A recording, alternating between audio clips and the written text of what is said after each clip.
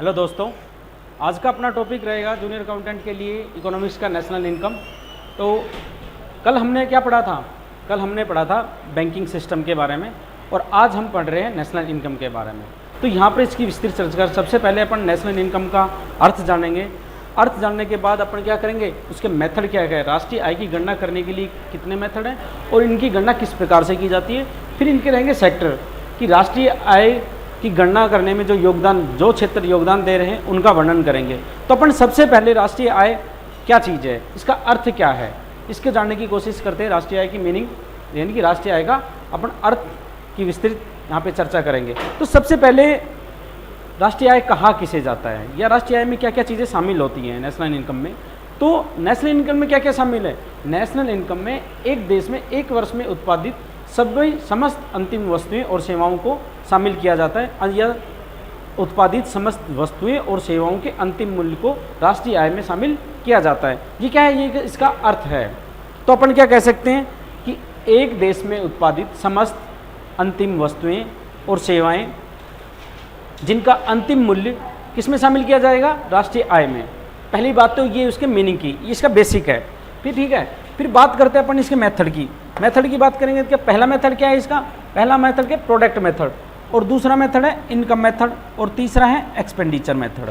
ठीक है, अब इसका मतलब उत्पाद विधि, आय विधि और एक्सपेंडिचर व्यय विधि, ये इनकी क्या है विधियाँ। इनको इन राष्ट्रीय आय की गणना करने की विधियाँ कितनी है? 3 विधियाँ।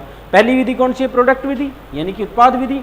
दूसरी विधि क्या है? इनकम विधि, आय विधि, और तीसरी व्यय विधि। अब इनकी अपन एक एक करके आगे चर्चा करेंगे, लेकिन पहले अपन इसका प्रारूप को समझते हैं, क्योंकि अगर ये प्रारूप समझ में आ गया अपने थोड़ा सा, ये अगर ये इसको समझ लिया तो क्या है, आगे अपन को अध्ययन करने में क्या नहीं समस्या नहीं होगी। क्योंकि ये राष्ट्रीय आय का जो टॉपिक है ना, इससे लोग बहुत डरते हैं, क्योंकि हर एग्जाम में आता है ये राष्ट्रीय आय, चाहे RPSC first grade, junior accountant, school lecturer, RS, SSC, railway, किसी भी एग्जाम में जाओगे आपको ये टॉपिक देखने को मिलेगा। आज अब हम इसकी विस्तृत चर्चा बिल्कुल सरल शब्दों में करेंगे, बिल्कुल सरल भाषा में, ताकि हर बच्चे को ये राष्ट्रीय आय समझ सके। और इसका अपन क्या इसकी नॉलेज है, हम यहाँ से कपिल कॉमर्स क्लासेज की तरफ से इसको इतना अच्छा तरीके से डिलीवर करेंगे कि किसी को भी राष्ट्रीय आय की गणना करने में कोई समस्या नहीं होगी। तो सबसे पहले अपन क्या देखा, इसकी मीनिंग के बाद है इसके मेथड के बाद इसके सेक्टर क्या क्या है। सेक्टर में क्या आएगा कि भाई प्राइमरी सेकेंडरी सेक्टर और सर्विस सेक्टर, जिसे अपन बोलते हैं क्या, थर्ड सेक्टर। तो सबसे पहले अपन इसकी मीनिंग पे आते हैं। मीनिंग में क्या बताया था अभी आपको? मीनिंग में बताया था कि एक देश में उत्पादित एक वर्ष में एक देश में उत्पादित समस्त अंतिम सेवाएं एवं वस्तुओं और सेवाओं का मूल्य क्या कहलाएगा, राष्ट्रीय आय। ठीक है, तो अपन यहाँ करते हैं क्या, अब राष्ट्रीय आय की एक वित्तीय वर्ष की बात कर रहे हैं। एक वर्ष का मतलब यहाँ एक वर्ष का मतलब क्या है, 1 अप्रैल से 31 मार्च तक, 1 अप्रैल से 31 मार्च तक किस में शामिल किया गया है, एक वर्ष में। यानी कि एक वर्ष में, एक वित्तीय वर्ष में उत्पादित समस्त सेवाएं और वस्तुओं के अंतिम मूल्य को किस में शामिल किया जाता है, राष्ट्रीय आय में।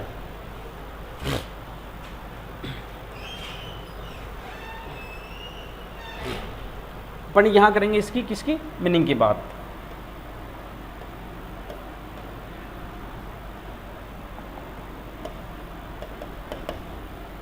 फाइनेंशियल ईयर में समस्त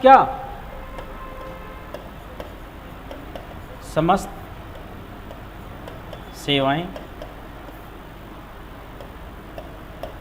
समस्त वस्तुएं, समस्त सेवाएं यानी कि सर्विस सेक्टर, और जितना भी क्या है, जितनी वस्तुओं का अपन क्या कर रहे हैं, प्रोडक्शन कर रहे हैं, उनका क्या होगा, उस देश की राष्ट्रीय आय में उन सेवाओं का अंतिम मूल्य उस देश की राष्ट्रीय आय में क्या किया जाएगा, शामिल किया जाएगा। बात यहाँ क्या है, बात यहाँ अपन किसकी कर रहे थे, उसके अंतिम मूल्य की बात कर रहे थे यहाँ पे। अब अपन अंतिम मूल्य किसे कह सकते हैं भाई, एक देश में जो उत्पादित हो रही है वस्तुएं और सेवाएं, उसके अंतिम मूल्य किसे कहा जाएगा। तो अंतिम मूल्य की अपन क्या किस प्रकार से पढ़ेंगे अंतिम मूल्य को। अब जैसे कि किसी किसी खेत से एक किसान है, किसान क्या करता है, एक गेहूं का उत्पादन करता है। अब गेहूं का उत्पादन उससे कितने में क्रय किया गया, 100 रुपये में, 100 में क्रय किया उससे। अब 100 में करने के बाद यहाँ पे जो पहुँचा ये थोक विक्रेता के पास कितना, 120, 120 से क्या हम मंडी में पहुँचा 130। लास्ट में जो अंतिम उपभोक्ता है यानी कि जो हमारे पास पहुँच रहा है वो कितने पहुँच रहा है, 150 में, 150 रुपये में। तो यहाँ अंतिम वस्तु मतलब वस्तु का अंतिम मूल्य और सेवा का अंतिम जो मूल्य माना जाएगा वो क्या माना जाएगा, 150 रुपये। तो जो ये मिड है ना, जितना भी ये मध्यवर्ती मूल्य माना, ये मध्यवर्ती जो मूल्य है, मध्यवर्ती मूल्य की गणना राष्ट्रीय आय में नहीं की जाती है, सिर्फ और सिर्फ अंतिम मूल्य की गणना राष्ट्रीय आय में की जाती है। पहला कंसेप्ट अपना क्या था, पहले सबसे पहले अपन क्या पढ़ रहे थे, मीनिंग पढ़ रहे थे राष्ट्रीय आय। राष्ट्रीय आय की मीनिंग किसे, मीनिंग का मतलब क्या है कि इसमें अपन पढ़ रहे हैं कि किस चीज़ को शामिल किया जाएगा राष्ट्रीय आय में। तो वस्तु एवं सेवाओं के अंतिम मूल्य को राष्ट्रीय आय में शामिल किया जाता है एक वित्तीय वर्ष में। वित्तीय वर्ष 1 अप्रैल से 31 मार्च तक, यानी कि एक वित्तीय वर्ष में 1 अप्रैल से 31 मार्च के बीच जितनी भी वस्तुएं और सेवाओं जिनका एक देश में उत्पादन हुआ है उनके अंतिम मूल्य को किसमें शामिल किया जाएगा, राष्ट्रीय आय में। ठीक है, ये कंसेप्ट अपना क्लियर हुआ यहाँ तक, ये इसका अर्थ है, अर्थ से रिलेटेड। अब बात करते हैं अपन इसकी, यह एक प्रवाह अवधारणा कहलाती है, यानी कि इसको चालू अवधारणा के रूप में जाना जाता है। राष्ट्रीय आय को प्रवाह अवधारणा के रूप में कौन सी अवधारणा कही जाएगी इसको, भाई जिस अवधारणा से अपन इसकी गणना कर रहे हैं तो वो क्या कहलाएगा, वो क्या कहलाएगी, वो इसकी चालू अवधारणा या फ्लो अवधारणा के नाम से जाना जाता है। अब अपन पढ़ते हैं इसका मेथड, इसको ज्ञात करने की विधि क्या क्या है। भाई राष्ट्रीय आय की गणना किस प्रकार से की जाएगी, सबसे पहला मोस्ट इसका टॉपिक है, क्योंकि अपने से लगभग ये पहले तो ये पूछा जाता है, पहले क्या पूछा जाएगा कि राष्ट्रीय आय की ज्ञात करने की विधियाँ कौन कौन सी हैं, विधियाँ कौन कौन सी है। तो पहले सबसे पहले 3 विधि हैं, ये याद रखना। चौथा कोई भी विधि देगा आपसे या पूछ लेगा, अन्य ये सभी भी पूछ सकता है, या एक गलत दे दिया, पहला दे दिया प्रोडक्ट विधि, प्रोडक्ट विधि के बाद उसने ऑप्शन दिए 2, प्रोडक्ट विधि और एक्सपेंडिचर विधि, एक्सपेंडिचर दे दिया और अन्य सभी दे दिया, तीसरी अन्य दे दिया। तो आपको क्या करना है, इनको जरूर याद रख लो, क्योंकि लगभग क्या पूछा जाता है, इनसे रिलेटेड पूछा जाता है कितनी विधियां हैं और कौन कौन सी विधियां हैं। फिर इनका विस्तृत चर्चा तो अपन कर रहे हैं। सबसे पहली विधि कौन सी है अपने पास, प्रोडक्ट मेथड। अब बात आती है कि प्रोडक्ट मेथड में क्या क्या शामिल है। भी सबसे पहले अपन ने पढ़ा इसका राष्ट्रीय आय का अर्थ। राष्ट्रीय का अर्थ क्या था भाई, एक वित्तीय वर्ष में उत्पादित समस्त सेवाओं और वस्तुओं का अंतिम मूल्य क्या राष्ट्रीय आय में शामिल किया जाता है। कौन सी अवधारणा है ये फ्लो अवधारणा है। कौन सी अवधारणा है, प्रवाह अवधारणा बोलते हैं इसे। ठीक है, अब अपनी बात आती है मेथड की कि किन किन विधियों से अपन राष्ट्रीय आय की गणना कर सकते हैं।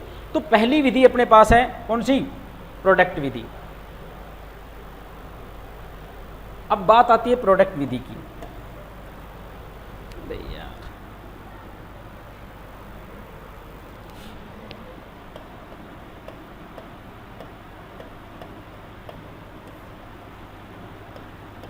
प्रोडक्ट मेथड, प्रोडक्ट मेथड में क्या किया जाएगा। प्रोडक्ट मेथड का सूत्र क्या है,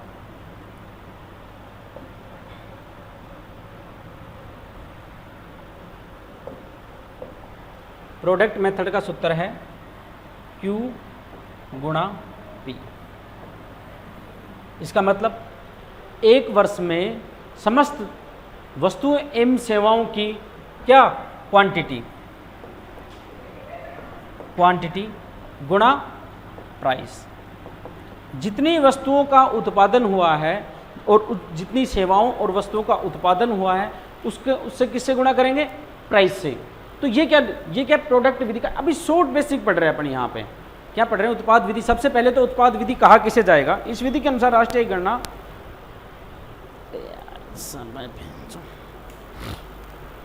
उत्पादित वस्तुओं, एक वर्ष में उत्पादित समस्त वस्तुओं की मात्रा को गुणा करके, किससे, उसके मूल्य से गुणा करके क्या निकाली जाती है, राष्ट्रीय आय। अब इसकी डेफिनेशन अपन पढ़े डेफिनेशन के रूप में, तो क्या लिखेंगे,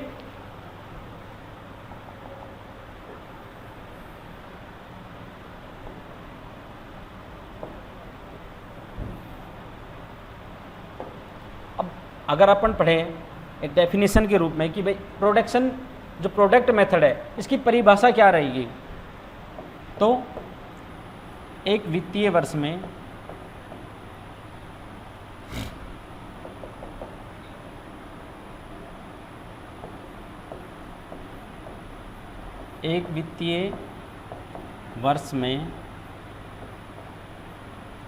उत्पादित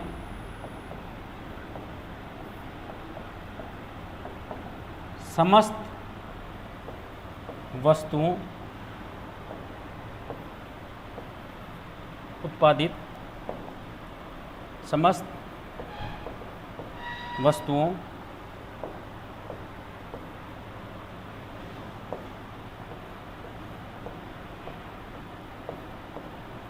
वस्तुओं और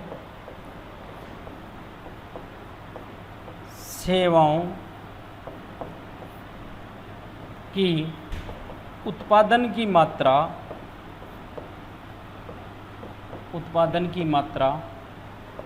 को उत्पाद के मूल्य से गुणा करके, यानी कि फाइनली बात क्या है, बात ये कहना चाह रहा है कि इस विधि के अनुसार एक वित्तीय वर्ष में उत्पादित वस्तुओं और सेवाओं के मात्रा को उसके मूल्य से गुणा करके क्या किया जाता है, राष्ट्रीय आय ज्ञात की जाती है। यह विधि कौन सी है, यह विधि क्या कहलाएगी, यह विधि कहलाएगी उत्पाद विधि। यह जो विधि कहलाएगी वो है उत्पाद। तो अपन बात फाइनली बात क्या आती है, फाइनल लास्ट में बात यह निकल के आती है कि प्रोडक्ट मेथड के द्वारा अपन राष्ट्रीय आय की गणना किस प्रकार करेंगे। तो इसका एक छोटा सा सूत्र है, उसको आप रट लीजिए और उस सूत्र के हिसाब से अपन क्या करेंगे, मतलब इसका Q गुणा P, यानी कि क्वांटिटी, एक वर्ष में उत्पादित समस्त वस्तुओं सेवाओं की क्या है मात्रा गुणा उसका मूल्य, उससे क्या क्या निकल के आ जाएगी, राष्ट्रीय आय निकल के आ जाएगी। दूसरी विधि क्या है इसकी,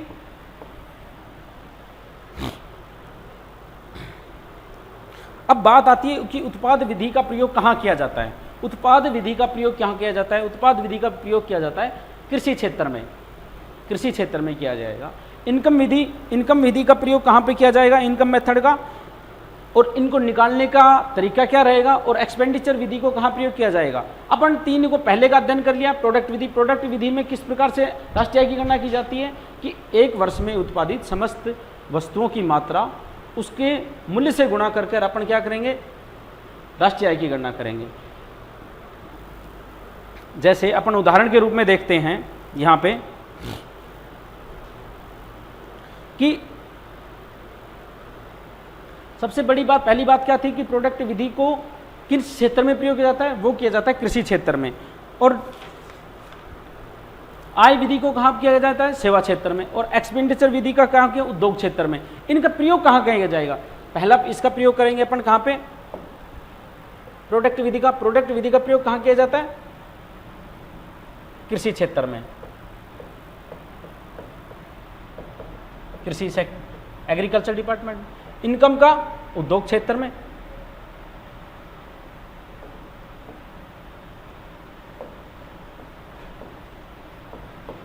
उद्योग में, और एक्सपेंडिचर जो मेथड है, एक्सपेंडिचर का किस में करेंगे, सर्विस सेक्टर में। मतलब बात आपसे ये पूछा जाएगा, पहले तो सबसे पहले क्या बात आती है अपने पास कि इनकी विधियां कौन कौन सी है, प्रोडक्ट विधि, इनकम यानी कि उत्पाद विधि, व्यय विधि, और कौन सी, एक्सपेंडिचर, आय विधि और व्यय विधि। अब बात आती है प्रोडक्ट मेथड किस में किया जाता है, प्रोडक्ट मेथड का उपयोग राष्ट्रीय आय की गणना करने के लिए किस क्षेत्र में किया जाता है, कृषि क्षेत्र में किया जाता है। दूसरा अपने पास आता है इनकम मेथड का प्रयोग कहाँ किया जाएगा, उद्योग क्षेत्र में किया जाएगा। तीसरी जो विधि है एक्सपेंडिचर विधि का क्या किया जाएगा, सर्विस सेक्टर में, सेवा क्षेत्र में। अब बात आएगी इनको निकालने की विधि, भाई प्रोडक्ट मेथड कैसे निकालेंगे अपन, एक वर्ष में उत्पादित समस्त वस्तुओं और सेवाओं की मात्रा को उसके मूल्य से गुणा कर किसकी गणना की जाएगी, राष्ट्रीय आय की गणना किस विधि में की जाएगी, प्रोडक्ट विधि में की जाएगी। ठीक है, अगली विधि अपनी आती है, दूसरी विधि कौन सी है अपनी, इनकम मेथड।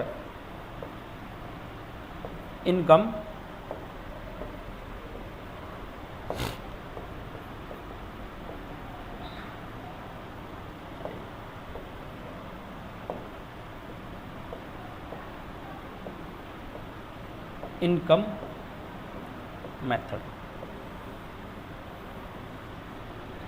इस विधि का प्रयोग किस में किया जाता है? इसका किया जाता है इंडस्ट्रियल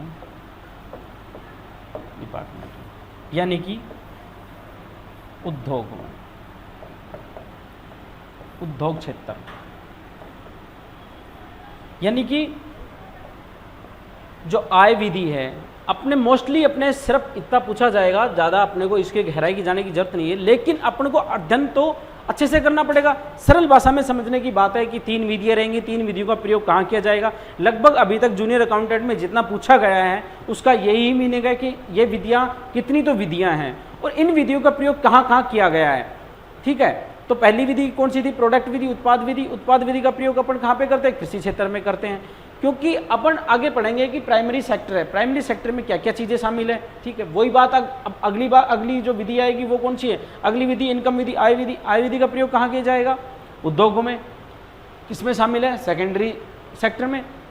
और तीसरी विधि है व्यय विधि। तीसरी विधि किसमें? सर्विस सेक्टर में, यानी कि अपना तृतीय सेवा क्षेत्र, सेवा क्षेत्र। तो अपने को मोस्टली इन चीज़ों को याद रखना है। इस डायग्राम के द्वारा हमने ये समझाने की कोशिश की है कि सरल भाषा में आपको कि ये विधियाँ कहाँ कहाँ, कितनी विधियाँ हैं और कहाँ कहाँ मिली जाती है। अब बात आएगी इनकी निकालने की विधि, अपन राष्ट्रीय आय की गणना किस प्रकार से करेंगे। तो पहले अपन ने क्या किया? प्रोडक्ट विधि में क्या था कि जितना मात्रा है एक वर्ष में, जितना उत्पादन हुआ है उसको उसके मूल्य से गुणा कर देंगे। मूल्य से गुणा करने क्या राष्ट्रीय आय की गणना हो जाएगी। ये किसके द्वारा होगी? प्रोडक्ट विधि के द्वारा। अब इनकम मेथड के द्वारा कैसे होगा? इनकम मेथड के द्वारा होगा कि भाई इनकम किस प्रकार से अर्जित की जा रही है। ये जो इनका जो मेथड, ये जो कंसेप्ट दिया गया था, ये साइमन कुंज के द्वारा दिया गया था। ये अपने को जरूर याद रखना है। इस विधि को किसको? VAM, वैल्यू एडेड मेथड भी कहा जाता है। लेकिन एक बात याद रखना कि मध्यवर्ती मूल्य जो है वो किसी भी विधि में काम में नहीं ले जाएगा, केवल और केवल अंतिम मूल्य को ही शामिल किया जाएगा। इन तीनों विधियों में अपन किसको शामिल करेंगे? अंतिम मूल्य को शामिल करेंगे। अब बात आती है इस विधि को क्या क्या क्या, उत्पाद विधि, वैल्यू एडेड विधि और net output method. Net output method.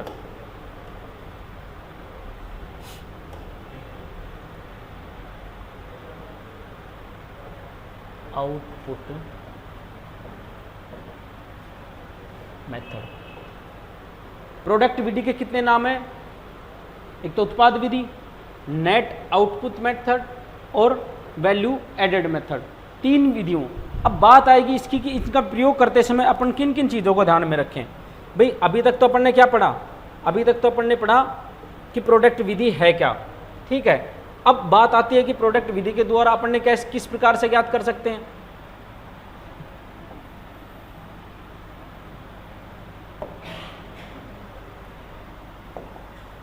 यानी इसका सूत्र था Q गुणा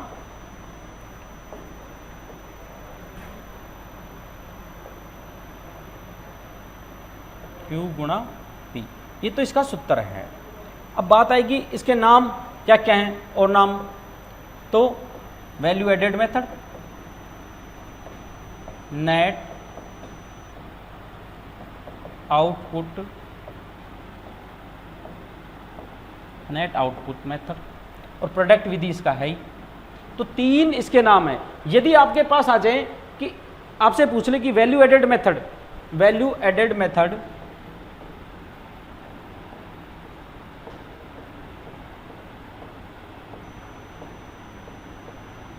आपसे ये पूछ लिया जाए कि वैल्यू एडेड मेथड विधि का प्रयोग किस में किया जाएगा, किस सेक्टर में किया जाएगा, तो अपने को क्या करना है? प्राइमरी सेक्टर में, यानी कि जहाँ उत्पाद क्षेत्र है, उत्पाद क्षेत्र जहाँ जैसे कि अपन किसी चीज़ का खनन कर रहे हैं, गेहूं का उत्पादन कर रहे हैं, यानी कि कृषि क्षेत्र और किसमें? खनन क्षेत्र में। इन दोनों में किसका, प्राइमरी सेक्टर में किसका प्रयोग किया जाएगा? प्रोडक्ट मेथड का प्रयोग किया जाएगा और इसको वैल्यू एडेड मेथड और नेट आउटपुट मेथड कहा जाता है।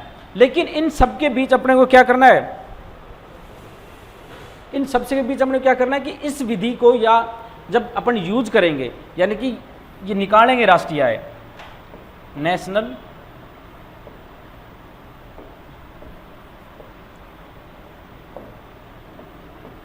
NI ये तो ये होगा।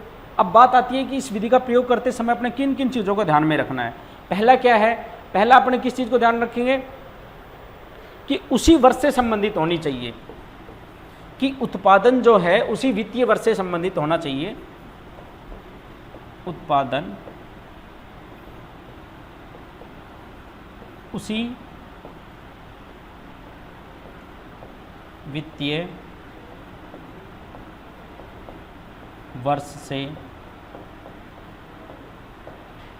संबंधित हो।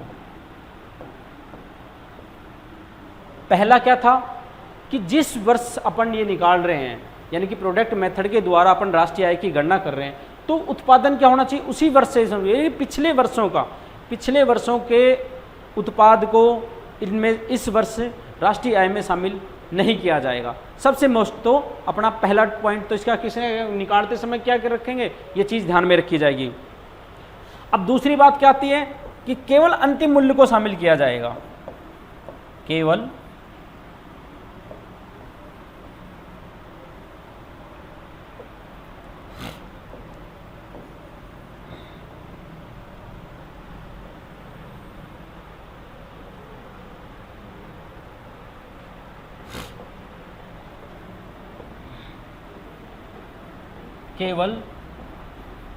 फाइनल प्राइस को शामिल किया जाएगा। पहला उसी वर्ष से संबंधित होना चाहिए। दूसरा क्या है कि केवल फाइनल प्राइस को शामिल किया जाएगा, मतलब मध्यवर्ती जो मूल्य हैं। अब मैंने पहले समझाया था कि कोई वस्तु अपने से 100 रुपये में लेके गए, यहाँ उसका उत्पादन हो रहा है 100 रुपये में, और यहाँ जाके वो थोक विक्रेता के पास कितने की होगी, 120 रुपये की। अब थोक विक्रेता से आगे जब वो कि सब फुटकर व्यापारी तक पहुंची, जब कितने होगी 130 की, लेकिन फाइनल प्राइस अपने पास कितने में पहुंच रहा है, 150 रुपये में। ये उपभोक्ता के पास है। जितना उपभोक्ता के पास पहुंच रहा है ना, ये उपभोक्ता है, यहाँ पे उपभोक्ता है और यहाँ पे उत्पादक है, ठीक है। यहाँ से उत्पादक से जब इस प्रक्रिया के द्वारा यह यहाँ पे पहुँच रहा है इसके पास, तो मतलब ये जो मध्यवर्ती मूल्य है ना, ये मध्यवर्ती मूल्य, इनकी गणना न करके सिर्फ और सिर्फ राष्ट्रीय आय में किसको शामिल किया जाता है, अंतिम मूल्य को शामिल, यानी कि ये इसका क्या रहेगा, फाइनल प्राइस है, ठीक है। तो अपने को मेन क्या याद रखना है, एक तो उसी वर्ष से संबंधित होना चाहिए। जब भी अपन राष्ट्रीय आय की गणना करें, तो जिस वर्ष अपन जिस विधि के द्वारा गणना कर रहे हैं राष्ट्रीय आय की, तो पहला बात तो ये कि उसी वर्ष से संबंधित हो। दूसरी बात क्या है, दूसरी बात ये है कि उसका सिर्फ अंतिम मूल्य को ही शामिल किया जाएगा, मध्यवर्ती मूल्य को शामिल नहीं किया जाएगा। मध्यवर्ती को मूल्य को शामिल, फाइनल प्राइस को क्यों करेंगे, फाइनल प्राइस को ही शामिल क्यों किया जाएगा, क्योंकि इससे क्या है कि यदि मध्यवर्ती मूल्य को अपन शामिल करेंगे तो क्या रहेगा, दोहरी गणना का क्या रहता है, डर रहता है कि वो एक ही चीज़ दो बार गिनी कैलकुलेट की जा सकती है। तो अपना तीसरा क्या है, तीसरा बिंदु क्या है इसमें, तीसरा बिंदु है स्टॉक में रखी हुई चीज़ों को राष्ट्रीय आय में शामिल नहीं, स्टॉक को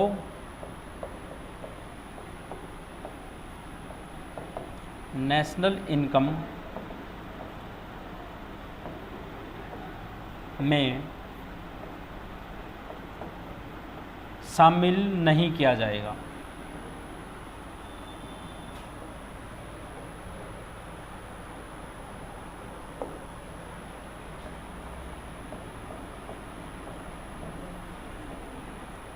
शामिल नहीं किया जाएगा। अपन ने अभी तक पढ़ी तीन चीज़ें। पहली चीज़ क्या थी, पहली अपन ने क्या पढ़ा था, पहला पढ़ा था अपन ने कि वित्तीय वर्ष से संबंधित होना चाहिए। पहला अपन ने सबसे पहला पॉइंट क्या पढ़ा था कि एक वित्तीय वर्ष से संबंधित होना चाहिए। दूसरा पॉइंट अपना क्या था, दूसरा पॉइंट था अपना कि सिर्फ और सिर्फ अंतिम मूल्य को ही शामिल किया जाएगा।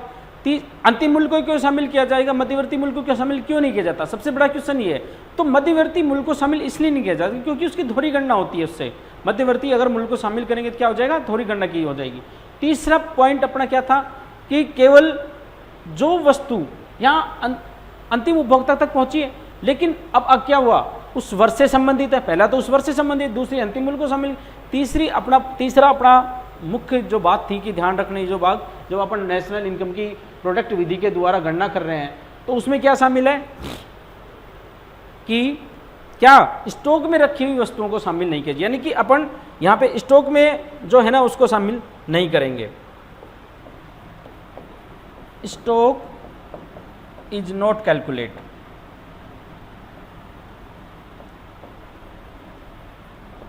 ठीक है, स्टॉक को शामिल नहीं किया जाएगा। फाइनल प्राइस शामिल होगा, ठीक है, stock final price.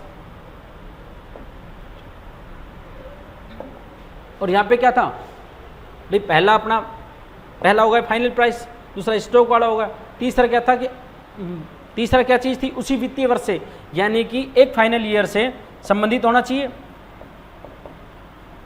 Financial year से रिलेटेड हो, यानी कि जो वस्तुएं जो सेवाएं हैं वो उस फाइनल ईयर से क्या होनी चाहिए, रिलेटेड होनी चाहिए, फाइनल प्राइस ही काउंट होगा।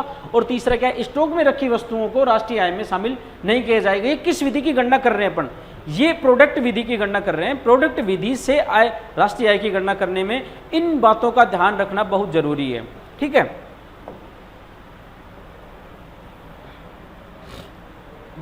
अब बात आती है, आगे बढ़ते हैं अपन इसी के क्रम में। अब जो स्वयं से रिलेटेड है, अब बात आती है जो स्वयं से रिलेटेड है, यानी कि self, service for self, service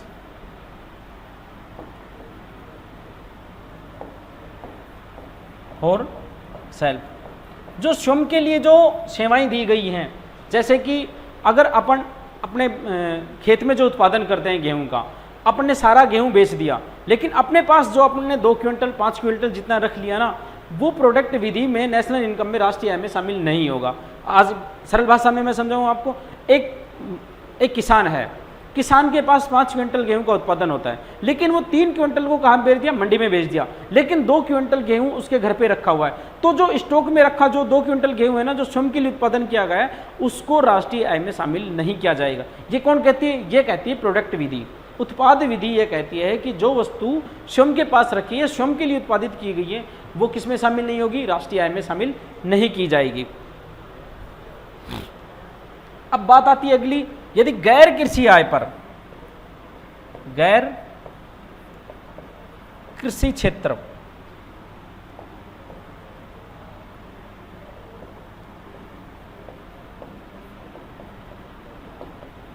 गैर कृषि क्षेत्र में उत्पादन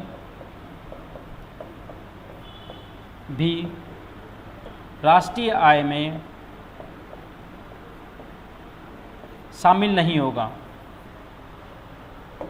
बात कहाँ क्या अटकी, यानी कि एक तो खुद तुम स्वयं के लिए उत्पादन करते हो, और दूसरा क्या है, दूसरा यदि गैर कृषि क्षेत्र में उत्पादन जो किया जा रहा है वो भी राष्ट्रीय आय में शामिल नहीं होगा। अपने पास कितने पॉइंट हो गए इसके, कुल मिला के अपने पास पॉइंट कितने हुए, 5 पॉइंट हो गए। कौन कौन से हैं 5 पॉइंट, पहला कि उसी वर्ष से संबंधित होनी चाहिए, मतलब राष्ट्रीय आय की अपन जहाँ जिस वर्ष वित्तीय वर्ष में जिसकी गणना कर रहे हैं उसी वर्ष से संबंधित वस्तुओं और सेवाओं का उत्पादन होना चाहिए। अगली बात, अगला टॉपिक क्या था कि उसके सिर्फ और सिर्फ अंतिम मूल्य को शामिल किया जाएगा, मध्यवर्ती मूल्य को शामिल नहीं किया जाएगा।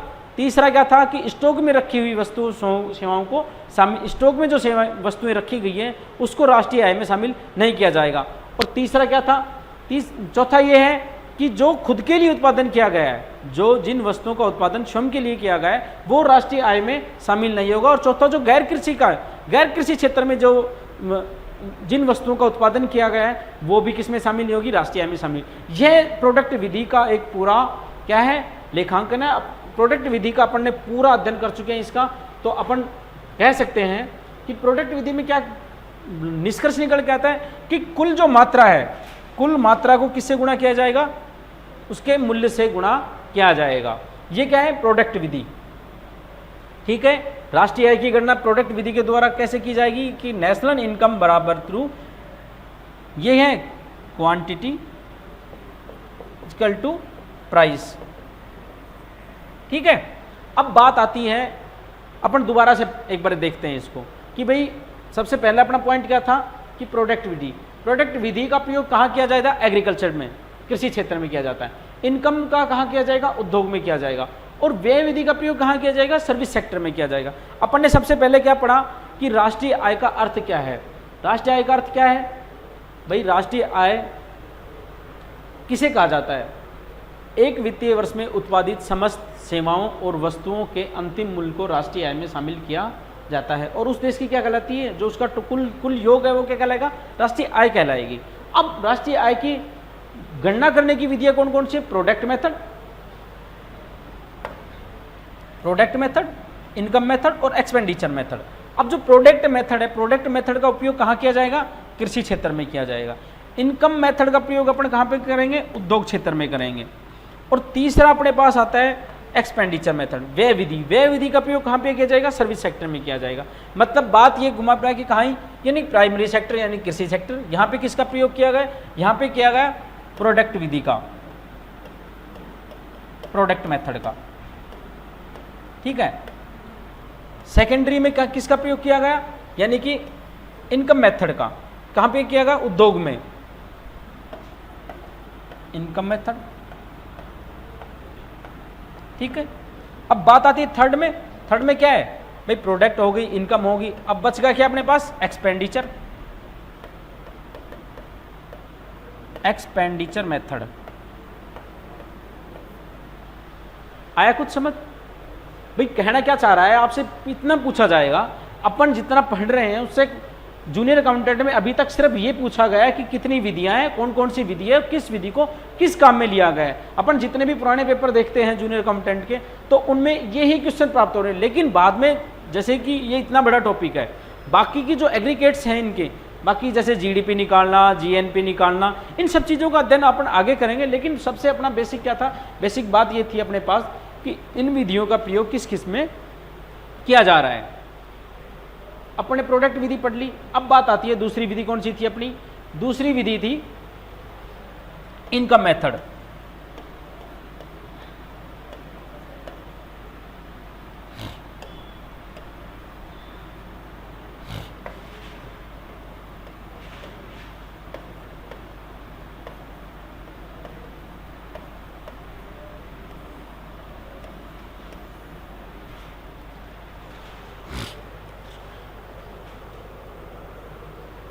अब इनकम विधि की बात करते हैं अपन।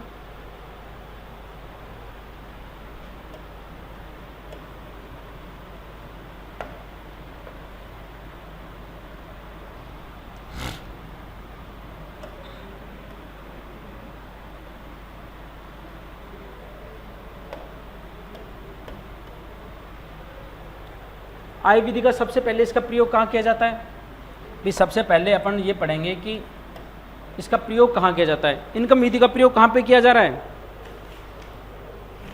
इनकम विधि का प्रयोग सेवा क्षेत्र में किया जा रहा है।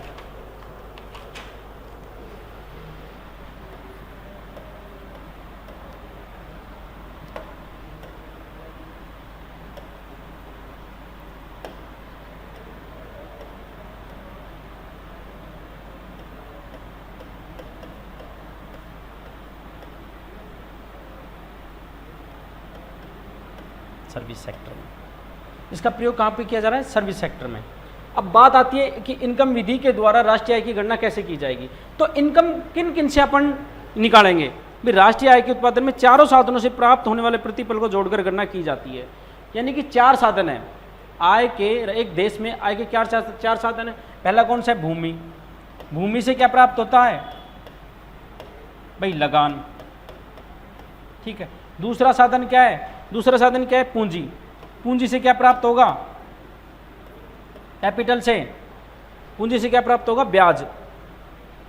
पूंजी से प्राप्त होगा ब्याज। चौथा साधन क्या है, मजदूरी। मजदूरी किससे प्राप्त हो रही है, श्रम। श्रम से क्या प्राप्त हो रहा है अपने को, मजदूरी, ठीक है। पहला, दूसरा, तीसरा, भूमि, पूंजी, श्रम, और बच गया चौथा, साहस। साहस या जोखिम से अपने को क्या प्राप्त हो रहा है, लाभ।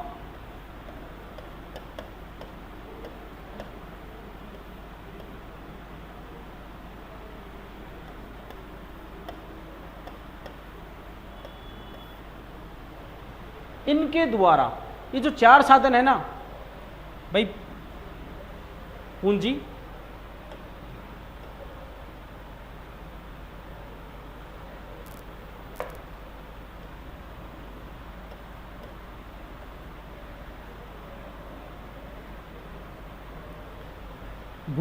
भूमि से लगान मिल रहा है, पूंजी से क्या बन रहा है, ब्याज मिल रहा है, और श्रम से क्या मिल रहा है, मजदूरी मिल रही है, साथ से क्या मिल रहा है, लाभ मिल रहा है। तो ये जो चार साधन है, इन चारों साधनों से मिलकर किसकी गणना की जाएगी, इनकम मेथड की गणना की जाएगी। यानी कि अपन सूत्र के रूप में लिख सकते हैं इसको, नेशनल इनकम बराबर लगान प्लस ब्याज प्लस मजदूरी और प्लस लाभ। यानी कि इनकम मेथड के द्वारा अपन क्या पढ़ रहे हैं, इनकम मेथड, आय विधि। आय विधि में गणना किस सेक्टर में की जाती है, सर्विस सेक्टर में। अब सर्विस सेक्टर में किन के द्वारा की जाती है, इन चार साधनों के द्वारा। कौन कौन सा, पहला तो क्या है, भूमि और लगान, मतलब भूमि से अपने क्या प्राप्त हो रही है, लगान प्राप्त हो रही है। पूंजी से किससे क्या प्राप्त हो रहा है, ब्याज प्राप्त हो रहा है। श्रम से अपने को क्या प्राप्त हो रही है, मजदूरी प्राप्त हो रही है। और साथ से क्या प्राप्त हो रहा है, लाभ हो रहा है। इन चारों को मिलाकर अपने किसकी गणना करेंगे, राष्ट्रीय आय की गणना करेंगे। पहला विधि प्रोडक्ट विधि पढ़ा। प्रोडक्ट विधि में क्या था, प्रोडक्ट विधि में हमने पढ़ा था क्वांटिटी गुणा प्राइस, ठीक है। और यहां पर NI का मतलब क्या पढ़ रहे हैं अपन, यानी कि लगान, ब्याज, मजदूरी और लाभ। इन सबको मिला के क्या हुआ, किसकी गणना की जाएगी, राष्ट्रीय आय की गणना की जाएगी।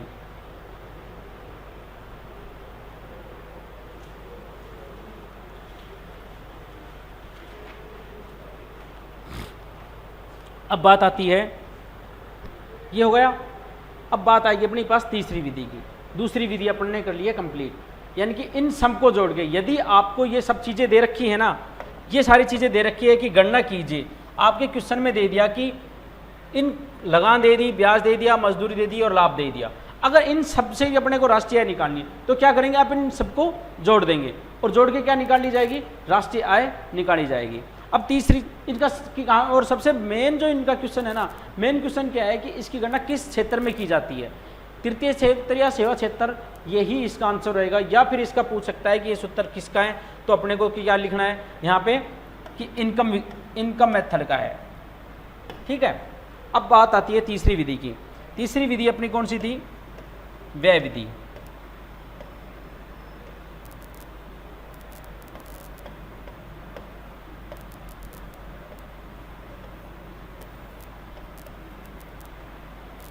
अब व्यय विधि में क्या है, यानी कि इस विधि में राष्ट्रीय आय की गणना उपभोग पर किए गए खर्च और बचत पर किए गए खर्च को जोड़कर की जाती है। व्यय विधि में क्या किया जाता है, उपभोग पर खर्च, उपभोग पर किए गए खर्च,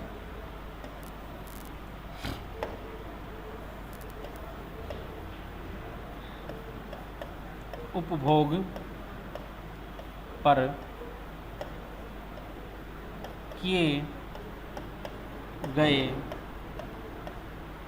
खर्च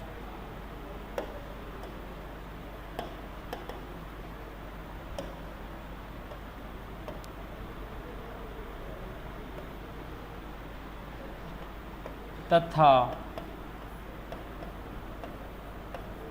बचत पर किए गए खर्च, किए गए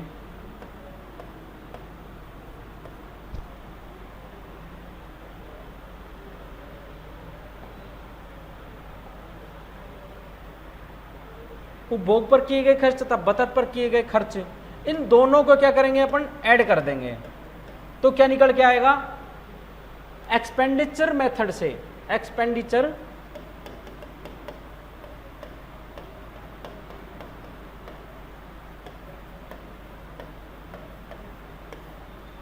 यानी कि व्यय विधि के द्वारा क्या निकल के आएगी, राष्ट्रीय आय की, राष्ट्रीय नेशनल इनकम निकल के आएगी। यहाँ पे किनके द्वारा, जब उपभोग पर, जितना अपन ने उपभोग पर खर्च किया है और जितना अपन ने बचत पर खर्च किया है, इन सबको मिला के क्या आएगी, राष्ट्रीय आय निकल के आएगी अपने पास, ठीक है। तो अपन हम इसको विस्तृत रूप से पढ़ेंगे तो क्या पढ़ेंगे कि राष्ट्रीय आय गणना उपभोग पर किए गए खर्च और बचत पर किए खर्च दोनों को जोड़कर की जाती है, इसलिए इस विधि का प्रयोग बचत विधि भी कहा जाता है। इसका प्रयोग किस में किया जाता है? उद्योग क्षेत्र में किया जाता है। सबसे मेन जो बात है ना अपने पास, मेन बात क्या है कि इसका खर्च, इसका यूज कहाँ पे किया जाएगा? तो यूज कहाँ पे किया जाएगा? वो किया जाएगा उद्योग क्षेत्र में।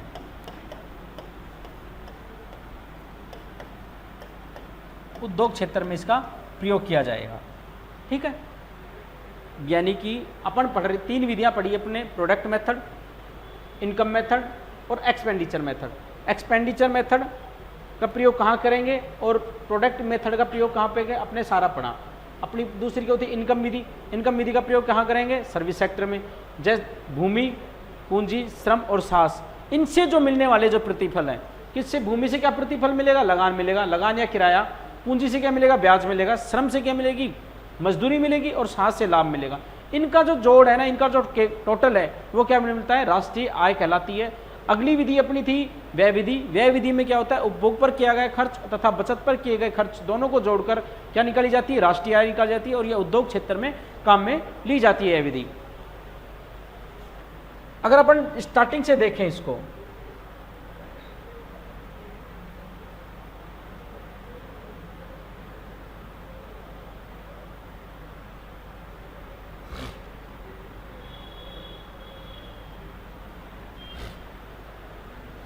सबसे पहले अपन ने क्या पढ़ा? इसका अर्थ पढ़ा, उसके बाद इसके मेथड पढ़े। अब मेथड में अपन क्या पढ़ रहे थे कि प्रोडक्ट विधि के बारे में पढ़ा अपन ने सबसे पहले, फिर इनकम विधि के बारे में इनकम विधि के बारे में पढ़ा।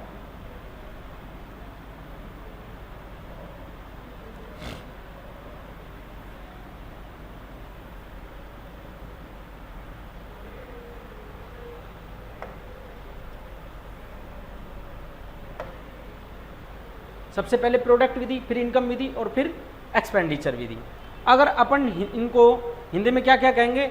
इनको कहेंगे उत्पाद विधि। उत्पाद विधि।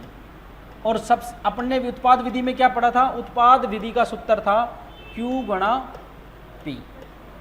ठीक है, फिर अपन ने पढ़ा था इनकम विधि। इनकम विधि में अपन ने क्या पढ़ा था? लगान प्लस ब्याज प्लस लाभ, लगान, ब्याज, लाभ, इन और मजदूरी प्लस मजदूरी, इन सभी का जो कुल योग था वो राष्ट्रीय आय कहलाया इस विधि में। किस विधि में? इनकम विधि में, आय विधि में।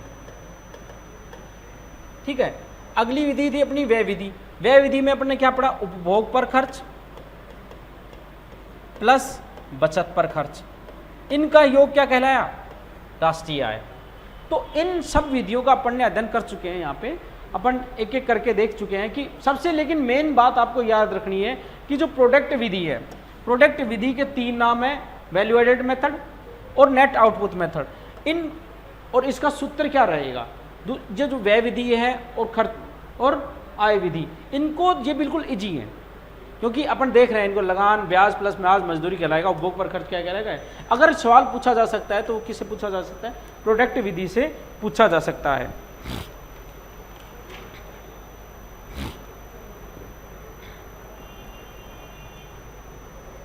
अब इसमें क्या किया जाता? C plus I plus G। इसका सूत्र किसका है? एक्सपेंडिचर विधि का। अब इनसे यदि अपन जीडीपी निकालें,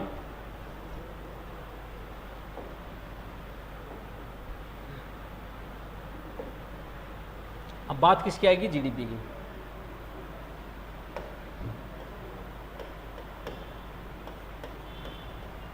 तो जीडीपी निकालने के लिए क्या करेंगे? सबसे पहले यानी कि उत्पाद विधि में क्या है? Q गुणा P। इनकम विधि में क्या है? इनकम विधि में क्या है? लगान प्लस ब्याज प्लस मजदूरी और प्लस लाभ। एक्सपेंडिचर विधि में C plus I plus G, यानी जितना कंजप्शन किया है, जितनी आय हुई है और जो गवर्नमेंट सरकारी खर्च है, ये किस में शामिल हो जाएगा, यानी कि उपभोग, आई इन्वेस्टमेंट यानी कि विनियोग, चलो इसको नीचे लिख देता हूं,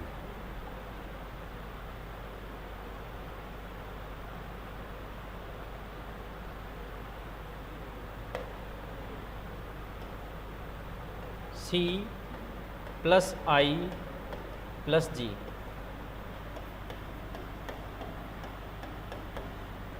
यहां C से मतलब है कंज्यूम, यानी कि जितना उपभोग किया। आई से मतलब है इन्वेस्टमेंट,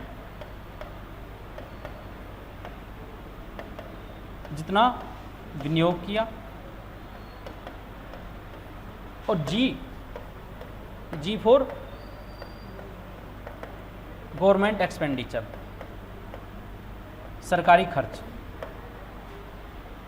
अब इन सब से अपन अभी तक जितना पढ़ा है ना उनको एक बार देख लेते हैं सबसे पहले, ताकि इस जो राष्ट्रीय आय का जो भय है ना वो निकल जाए बाहर आपसे, कि बार बार ये चीज़ें आती हैं, कितनी विधियां हैं, कैसे इसकी गणना की जाएगी, बिल्कुल इजी है। लेकिन बात समझने की है अपने को यहाँ पे, कि समझना किस तरीके से। अपन जिस तरीके से, जैसे कि अपन किसी चीज़ से डर रहे हैं और डर के भाग रहे हैं तो वो चीज़ समझ में नहीं आएगी। लेकिन यदि अपन सरल तरीके से उसको सरल भाषा में समझने की कोशिश करेंगे तो वो सब बिल्कुल ईजी है।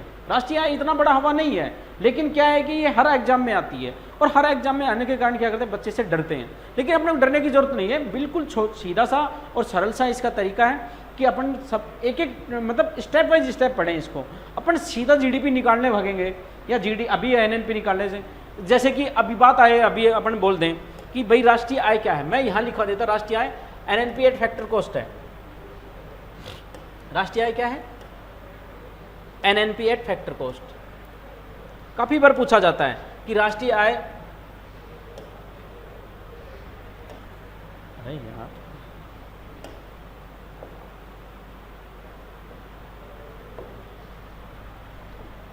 एनएनपी एट फैक्टर कॉस्ट, यह राष्ट्रीय आय कहलाती है।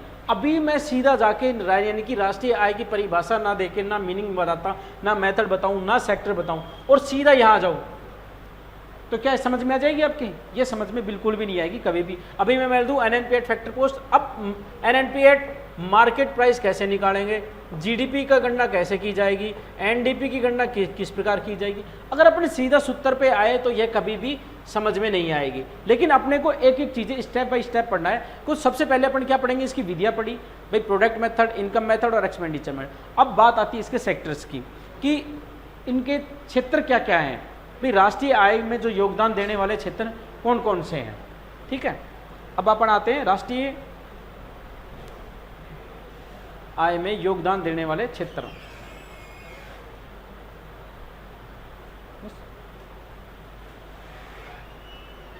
ठीक है, तो अपन दोस्तों अगली क्लास में राष्ट्रीय आय के सेक्टर्स पे चर्चा करेंगे। आज के लिए इतना ही काफ़ी है।